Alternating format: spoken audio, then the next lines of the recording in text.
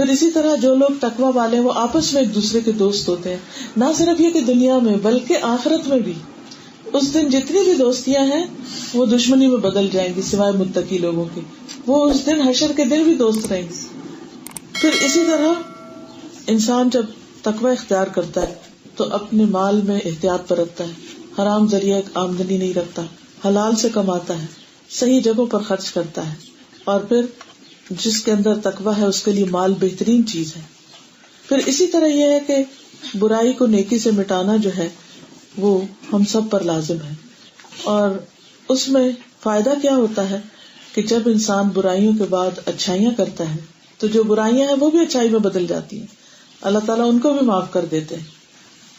رسول اللہ صلی اللہ علیہ وسلم نے فرمایا کئی لوگ خواہش کریں گے کاش ان کی برائیاں زیادہ ہوتی. صحابہ نے کہا کیوں یا رسول اللہ صلی اللہ علیہ وسلم؟ فرمایا یہ وہ لوگ ہوں گے جن کی برائیوں کو اللہ نے نیکیوں میں بدل دی. کہ جہالت کی نہیں کہ جان بوجھ کے غلط کام کیے, کہ جاہلیت کے دور میں ان سے بہت سے غلط کام ہوئے. پھر جب انہیں دین کی سمجھ آ گئی, اللہ تعالیٰ کی پہچان ہوئی, تو ساری زندگی ریگریٹ کرتے رہے کہ اللہ کس جہالت میں زندگی بسر کی ہے, کیوں غلطی ہوئی ہم سے, ہم نے تیرا حق ادا نہیں کیا, تیری عبادت کا حق ادا نہیں کیا, تیری اتنی نافرمانیاں کی ہیں, تو ہمیں معاف کر دے. پھر اسی طرح رسول اللہ صلی اللہ علیہ وسلم نے فرمایا اس شخص کی مثال جو برائیاں کرنے کے بعد نیکیاں کرتا ہے اس آدمی کی طرح ہے جس پر ایسی تنگ زرہ تنگ لباس ہو کہ اس کا گلا گھونٹ رہی ہے. ایسا آدمی جب نیکی کرتا ہے تو اس کا ایک کڑا ٹوٹ جاتا ہے, دوسری کرتا ہے تو دوسرا, تیسری کرتا ہے تیسرا, حتیٰ کہ وہ سارے بندھن کھل جاتے ہیں. شیطان انسان کو اپنے کنٹرول میں لے کے رکھتا ہے, اس کو قید کرتا ہے, اس کو کنسٹرکٹ کرتا ہے. جب انسان نیکیاں کرنا شروع کرتا ہے تو وہ کڑیاں اس کی ٹوٹنے لگتی, اس کی گرفت ڈھیلی پڑ جاتی ہے اور انسان آزاد ہو جاتا ہے. پھر اسی طرح جب انسان کے اندر غم, خوف اور فکر اور پریشانی ہوتی ہے تو انسان اگر اللہ کا ذکر شروع کر دیتا ہے, نیکی شروع کر دیتا ہے, تو آپ نے دیکھا ہوگا کہ آہستہ آہستہ وہ نوٹس کھلنا شروع ہو جاتی ہے. پھر اسی طرح یہ ہے کہ جب ہم غلطی کرتے ہیں تو اللہ تعالیٰ ہمیں موقع بھی دیتے ہیں کہ ہم فوراً توبہ کر لیں. حدیث میں آتا ہے کہ بائیں طرف والا فرشتہ, جو ہم سب کو پتا نا ایک فرشتہ دائیں ایک بائیں, اور بائیں طرف والا گناہ لکھتا ہے ہماری. بائیں طرف والا فرشتہ 6 گھڑیوں تک غلطی کرنے والے مسلمان بندے کی غلطی لکھنے سے قلم روک کے رکھتا ہے.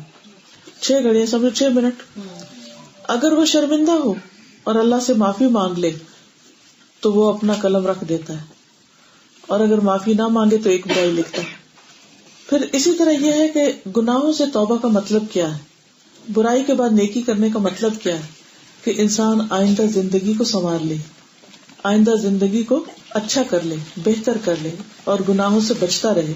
پھر آپ دیکھیے کہ نیکیاں کرنے کے لیے ایک نیکیاں تو ہماری فرائض نمازیں وغیرہ کچھ چیزیں ہوتی ہیں, روزے ہوتے ہیں, سال میں 1 دفعہ رکھنے پڑتے ہیں, نماز ہوتی ہے دن میں 5 دفعہ پڑھتے ہیں, قرآن مجید پڑھتے ہیں. لیکن اس کے علاوہ بھی شعوری طور پر کچھ نہ کچھ ایکسٹرا اچھے کام کیا کریں. مثلاً یہ کہ دوسروں کے کام آنا, دوسروں کی مدد کرنا, گری پڑی چیز کو, جیسے راستے میں کوئی تکلیف دہ چیز ہے اس کو دور کرنا, کوئی بیمار ہے اس کی عیادت کرنا.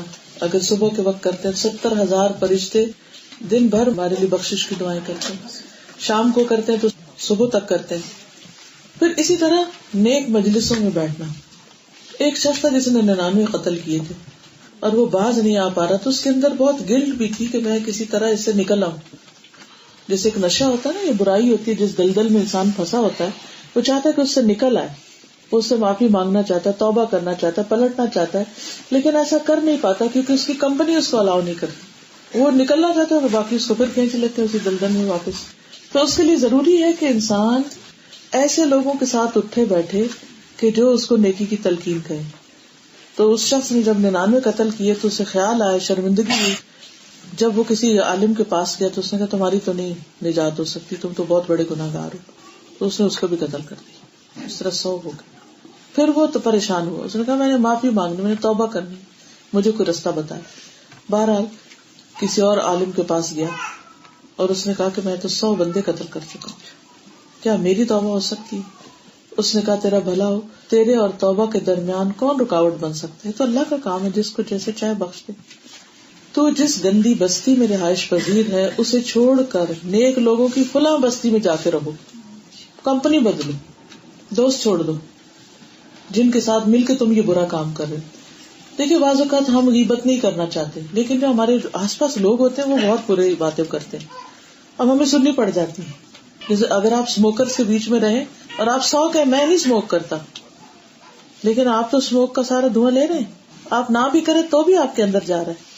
تو ایسی صورت میں پھر نجات کیسے ہو، بچاؤ کیسے ہو؟ جو لوگ اسموک کرتے ہیں وہاں سے ہٹ جائیں، ورنہ جو بیماریاں ان کو ہوگی وہی آپ کو ہوگی، جو نقصان ان کا وہی آپ کا ہے، کیونکہ آپ پیسو اسموکر ہیں.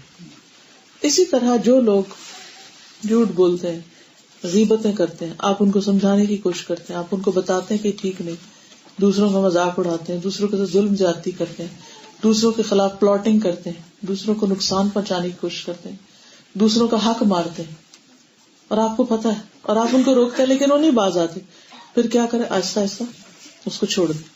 اور ایسے لوگوں کے پاس اٹھے بیٹھے کہ جو دوسروں کا گوشت نہیں کھاتے، ان کے مرے ہوئے بھائیوں کا گوشت نہیں کھاتے، جو دوسروں کو ذلیل اور حقیر نہیں کرتے، کیونکہ انسان اپنے ماحول کا پیداوار ہوتا ہے. پھر اس کے بعد یہ ہے کہ بہرحال وہ جب شخص وہاں قریب ہی پہنچا تو اس کی ڈیتھ ہو گئی.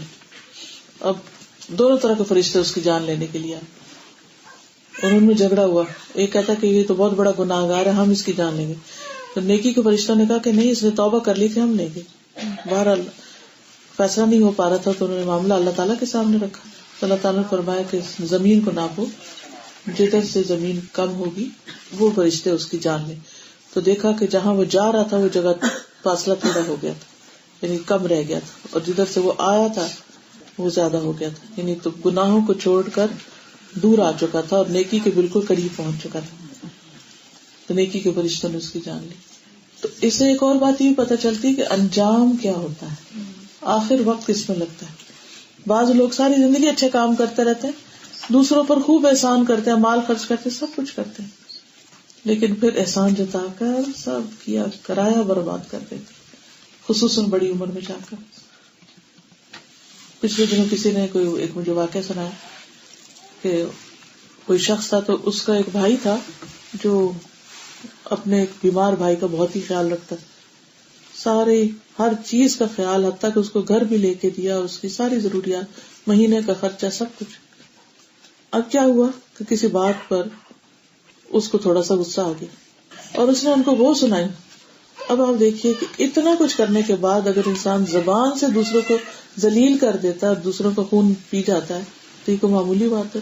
قیامت کے دن اللہ تعالیٰ ایسے شخص کی طرف نظر اٹھا کے نہیں دیکھیں گے، اس کو معاف نہیں کریں گے جو احسان کر کے اسے جتانے والا. تو یاد نہیں میں تمہارے ساتھ ایسا اور ایسا کیا. اپنی اولاد کو بھی احسان نہیں جتانے چاہیے. ہاں ان کو آپ سمجھا سکتے ہیں، ان کو آپ گنوا سکتے ہیں کہ آپ نے کیا کیا قربانیاں کی، صرف اس لیے تاکہ وہ ریئلائز کرے، لیکن احسان نہیں جتائیں، کیونکہ اس سے سب کچھ مٹ جاتا ہے. جیسے نیکی برائی کو مٹا دیتی ہے، اسی طرح برائی نیکی کو مٹا دیتی ہے.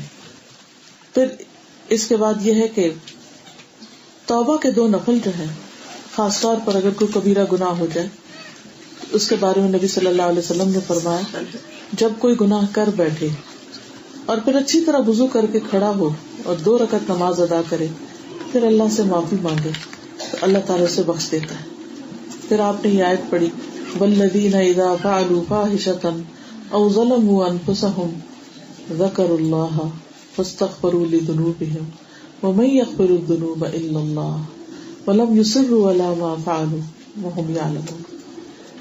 وہ لوگ جب کوئی بے حیائی کا کام کر بیٹھتے ہیں یا اپنی جان پہ ظلم کر بیٹھتے ہیں تو اللہ کو یاد کرتے ہیں اور اپنے گناہوں کی معافی مانگتے ہیں.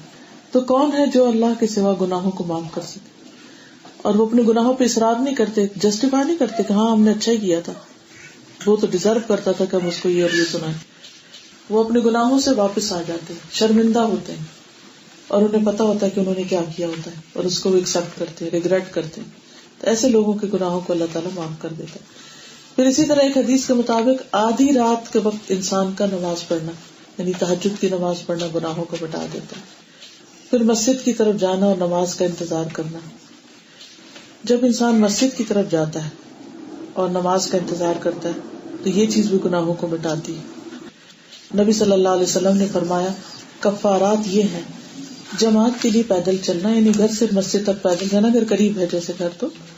تکلیف میں بھی اچھی طرح وضو کرنا، بعضوں کا بخار ہوتا ہے، بیماری ہوتی ہے، ٹھنڈ ہوتی ہے، دل نہیں کرتا وضو کرنے کو، لیکن اچھی طرح مل کے کوئی حصہ خشک نہ رہے، پورے جو بھی وضو کے فرائض ہیں ان کو ادا کیا جائے. ایک نماز کے بعد اگلی نماز کا انتظار کرنا، یعنی کہ انسان ایک پڑھ چکے تو پھر اس کے کان لگ جائے کہ اچھا نیکسٹ ٹائم کیا ہے، بار بار ٹائم دیکھتا رہے.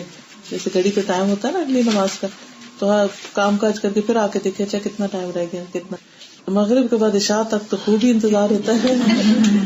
وہ دن بھر کے گناہوں کی معافی کا ذریعہ بن جاتا ہے. پھر رمضان اور ليلۃ القدر کا قیام، اب رمضان آ رہا ہے ماشاءاللہ. پھر حج اور عمرہ کرنا، ایک کے بعد ایک عمرہ جو ہے وہ گناہوں کی معافی کا ذریعہ ہوتا ہے. پھر صدقہ کرنا، صدقہ کرنا جو ہے یہ انسان کے گناہوں کو دھوتا ہے، اور گناہوں سے آگ بھڑکتی ہے، انسان کے گناہ آگ بھڑکاتے ہیں اس کے لیے، لیکن صدقہ اس آگ کو ٹھنڈا کرتا ہے، بجھاتا ہے. پھر اسی طرح رسول اللہ صلی اللہ علیہ وسلم نے فرمایا ایک شخص کے اگلے پچھلے گناہوں کو اس وجہ سے معاف کر دیا گیا کہ اس نے لوگوں کے راستے سے کانٹے والی شاخ ہٹائی تھی. وہ دیکھ رہا تھا کہ اس سے لوگوں کو تکلیف ہو رہی تو اس نے وہ تکلیف والی چیز ہٹا دی. اچھا تو عام طور پہ لوگوں کا حال کیا آتا ہے، کوئی سیدھا بھی جا رہا ہے اس کے آگے ٹانگ کر کے تو اسے گرانا، یعنی الٹ ریئیکشن ہوتا ہے. تو کرنا کیا چاہیے کہ جو تکلیف دے رہی ہے چیز خود احساس کر کے آگے بڑھ کے ہٹا دے. پھر اسی طرح والدین کے ساتھ کوئی نیکی کرنا. ایک شخص نے حضور صلی اللہ علیہ وسلم کی خدمت میں حاضر ہو کر عرض کیا یا رسول اللہ مجھ سے ایک بہت بڑا گناہ ہو گیا، کیا میرے لیے توبہ کی گنجائش ہے؟ آپ نے پوچھا کیا تمہارے والدین زندہ ہیں؟ اس نے کہا نہیں. آپ نے پوچھا تمہاری کوئی خالہ ہے؟ اس نے کہا ہاں. فرمایا جاؤ اور اس کے ساتھ حسن سلوک کرو، تمہارے گناہ معاف ہو جائیں. یعنی بعض اوقات ہمارے بزرگ جو ہوتے ہیں وہ ہمارے انتظار میں بیٹھے رہتے ہیں، بیچارے ترستے رہتے ہیں تنہائی میں کہ کوئی آئے گا، کوئی ملے گا. تو اگر کوئی ایسا گناہ ہو گیا، زیادتی ہوگی جو ہمارے اندر گلٹ ہے اس کی، پتہ نا ہم سب بھولنے والے قصوروار ہیں، تو کسی بھی قسم کی کوئی گلٹ ہو تو اس گلٹ کو دور کرنے کا طریقہ کیا ہے کہ انسان اپنے کسی ایسے رشتے دار، کوئی بیمار ہے، کوئی دکھی ہے، کوئی بزرگ ہے، کوئی بوڑھا ہے، اس کے پاس جائے، اس کی کوئی خدمت خاطر کرے، کوئی اس کو دبا دے، کچھ کھلا دے، پلا دے، کوئی اچھی چیز لے جائے اس کے لیے جسے دیکھ کے وہ خوش ہو جائے.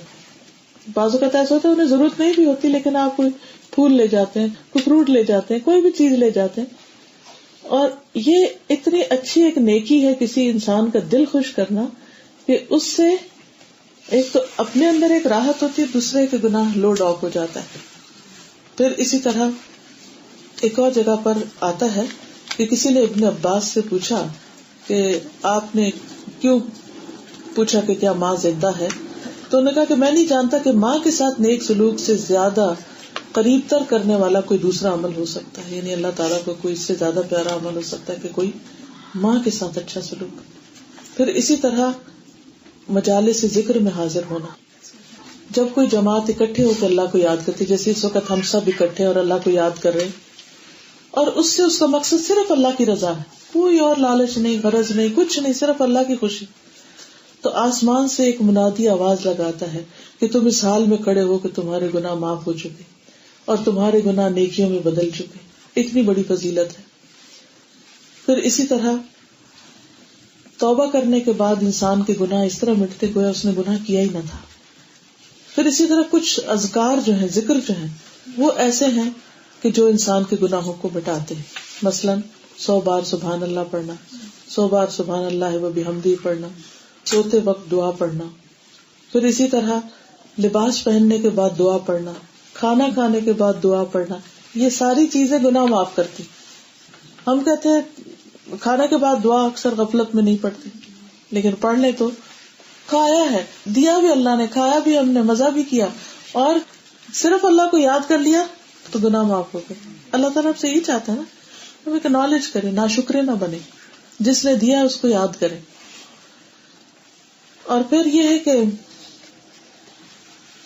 ایک حدیث میں آتا ہے جو بندہ کہتا ہے سبحان اللہ، اللہ تعالیٰ فرماتے سچ کا، الحمدللہ، اللہ تعالیٰ فرماتے سچ کا، لا الہ الا اللہ، اللہ تعالیٰ فرماتے سچ کا، اللہ اکبر، اس نے سچ کا.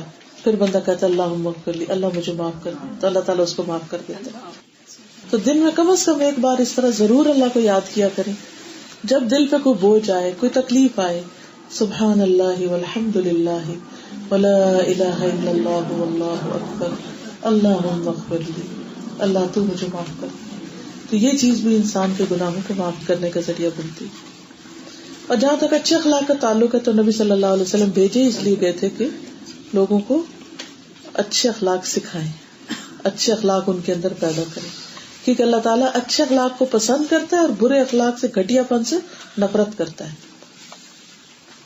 پھر اسی طرح بہترین عمل جو ہے انسانوں کے اعمال میں سے, جس سے آخرت میں اس کا نام اعمال وزنی ہو جائے گا, وہ انسان کا اچھا اخلاق ہے.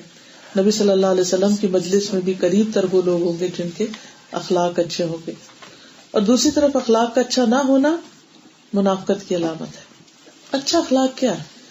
لوگوں کو تکلیف نہ دینا, ان کے اوپر سخاوت کرنا, ان کی تکلیفوں پر صبر کرنا, خندہ پیشانی سے پیش آنا, اپنے شر سے دوسروں کو بچانا, لوگوں کے لیے فائدہ مند بن جانا, دوسروں کی ضرورت پہچان کر ان کی مدد کرنا, وہ خود نہ بھی کہیں کہ آؤ ہماری ہیلپ کرو, خود کرنا. رسول اللہ صلی اللہ علیہ وسلم نے فرمایا, نیکی کا حکم دینا, برائی سے روکنا صدقہ ہے, کسی بھولے بھٹکے کو راستہ بتانا صدقہ ہے, کمزور نظر والے کے لیے راستہ دکھانا بھی صدقہ ہے. کوئی نابینا ہے شخص یا تھوڑا دیکھتا تو اس کا ہاتھ پکڑ کے راستہ دکھا دینا, راستے سے پتھر, کانٹا یا ہڈی وغیرہ ہٹا دینا صدقہ ہے, اپنے ڈول سے دوسرے بھائی کے ڈول میں پانی ڈالنا صدقہ ہے. پھر اسی طرح کسی کی طرف سے آنے والی اذیت پر صبر کر لینا, یہ بھی صدقہ ہے. خندہ پیشانی سے ملنا, کسی کا دل خوش کر دینا, اپنے مسلمان بھائی کو مسکرا کے دیکھنا, یہ ساری چیزیں انسان کی اچھے اخلاق میں شامل ہوتی. پھر اسی طرح ٹھہراؤ سے کام لینا, جلد بازی نہ کرنا. اشج عبد قیس کو نبی صلی اللہ علیہ وسلم نے فرمایا تھا کہ تمہارے اندر دو خوبیاں جو اللہ تعالیٰ کو بہت پسند ہیں, ایک ہے حلم اور ایک ہے ٹھہراؤ. تو اس نے کہا کہ یہ میرے اندر فطری طور پر ہے یا میں نے خود حاصل کیے؟ تو آپ نے فرمایا فطری طور پر ہے. پھر یہ کہ اس کے لیے کوشش بھی کرنا چاہیے. کچھ لوگ تو ہوتے ہیں جن کے اندر ان بورن ہوتی ہیں وہ چیزیں, کہ انہیں ٹھنڈے دھیمے مزاج کے ہوتے ہیں, ان کو غصہ کم آتا ہے, وہ ہر ایک کی مدد کرنے ہوتے ہیں. اور کچھ لوگوں کے لیے سارے کام بڑی مشکل ہوتے ہیں. تو جن کے لیے مشکل ہے پھر بھی وہ یہ کرتے ہیں تو ان کا اجر بھی زیادہ ہو جاتا ہے. جو کام جتنی مشکل سے ہوتا ہے اس کا اجر اتنا ہی زیادہ ہوتا ہے.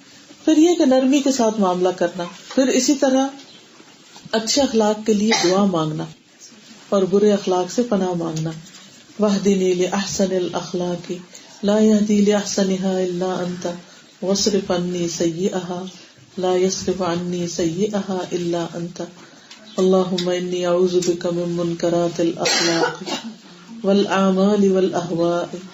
اے اللہ میں تجھ سے برے اخلاق, برے اعمال, بری خواہشات سے پناہ مانگتا ہوں. اللہ تعالیٰ سے دعا ہے کہ وہ ہمیں عمل کی توفیق عطا فرمائے. سبحان اللہ والحمد للہ ولا الہ الا اللہ واللہ اکبر ولا حول ولا قوة الا باللہ العلی العظیم. اللہم صلی علی محمد وعلی آل محمد كما صليت على إبراهيم وعلى آل إبراهيم إنك حميد مجيد.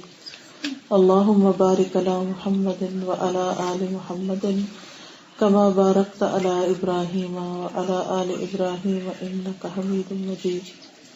ربنا آتنا في الدنيا حسنة وفي الآخرة حسنة وقنا عذاب النار.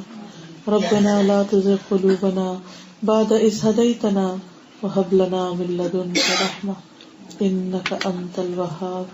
ربنا هب لنا من أزواجنا وذرياتنا قرة أعين وجعلنا للمتقين إماما. اللہ پاک جو کچھ ہم نے پڑھا ہے, سمجھا ہے, سیکھا ہے, ہمیں اس پر عمل کی توفیق عطا فرمائے. اللہ تو ہمارے سارے گناہوں کو معاف فرمائے, ہمارے دلوں میں اپنا تقوی پیدا کر دے, ہمیں نیک کام کرنے کی توفیق عطا فرمائے, ہماری ساری برائیوں کو مٹا دے, ہمیں لوگوں کے ساتھ اچھا معاملہ کرنا سکھا دے, ہمارے نفس کا شر ہم سے دور کر دے, دوسروں کو یا اللہ ہمارے شر سے محفوظ کر دے. یا اللہ ہمیں اپنی زبان کی حفاظت کی توفیق عطا فرمائے. یا اللہ ہمارے دلوں میں ایمان اور توکل پیدا کر دے. یا اللہ تو ہماری مشکلات آسان فرما دے, ہماری نیکیوں کے راستے آسان فرما دے. اللہ ہمارے وقت کو ضائع ہونے سے بچا لینا. یا حی یا قیوم برحمتک استغیث لا الہ الا انت سبحانک انی کنت من الظالمین. لا حول ولا قوة إلا بالله العلي العظيم. لا إله إلا الله وحده لا شريك له له الملك وله الحمد وهو على كل شيء قدير. یا اللہ پاک اس گھر پر اپنی خیر و برکت نازل فرما. انہوں نے جس شوق اور محبت سے تیرے نام کی مجلس قائم کی ہے تو ان کے اندر، ان کے مال اولاد، ان کی نسلوں میں خیر و برکت جاری کر دے. جتنی بہنیں آئی ہیں ان کے دلوں میں جو دعائیں ہیں ان کو قبول فرما. اللہ سب بیماروں کو صحت عطا فرما، سب دکھی لوگوں کے دکھ دور فرما، سب مشکل میں مبتلا لوگوں کی مشکلات آسان فرما. اللہ ہماری نسلوں میں ایمان کو باقی رکھنا. یا اللہ ہمارے بچوں کے ایمان کی حفاظت کر دے. رب اعنا علی ذکرک و شکرک و حسن عبادتک. اللہ ہم سب کو اچھا اخلاق عطا فرما. یا اللہ سب کے دلوں میں جو نیک دعائیں اور تمنائیں ہیں ان کو پورا فرما. ربنا تقبل منا. اللہ ہمارے والدین پر اپنی رحمت نازل فرما. رب ارحمہما کما ربیانی صغیرا. ربنا تقبل منا. اللہ ہمارے گھروں میں سکون اور خوشیاں پیدا کر دے اور جھگڑوں اور فتنوں فساد کو دور کر دے. رزق حلال عطا فرما، ہر حرام سے بچا.